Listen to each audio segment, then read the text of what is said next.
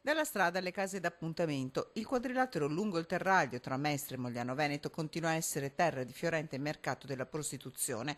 Quarto blitz in pochi mesi dei carabinieri della compagnia di Mestre, che in via Trento a Mogliano Veneto hanno chiuso un appartamento a luci rosse, ancora una volta gestito da una maîtresse cinese tanto precisa da annotare in un libro mastro preferenze e gusti dei clienti, tutti italiani più affezionati.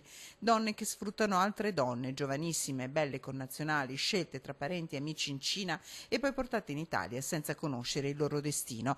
A Mogliano Veneto i militari hanno liberato una di queste nuove schiave, chiusa come altre donne nell'appartamento, senza passaporto, senza identità.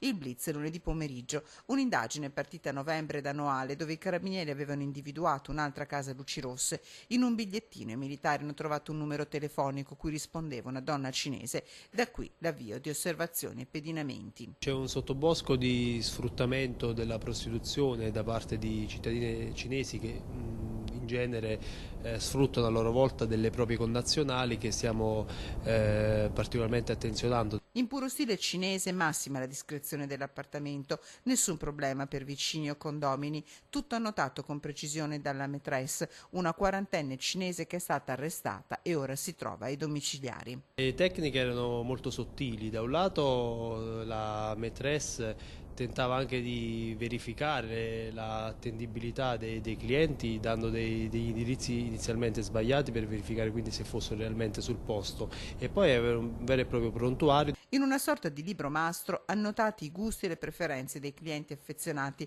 descrizioni fisiche e di carattere per non lasciare nulla al caso. Ingente il giro d'affari di questa come di altre case d'appuntamenti. Le nostre indagini sono ancora in corso, quindi chiuderanno un po' il cerchio su tutte queste forme di sfruttamento a 360 gradi.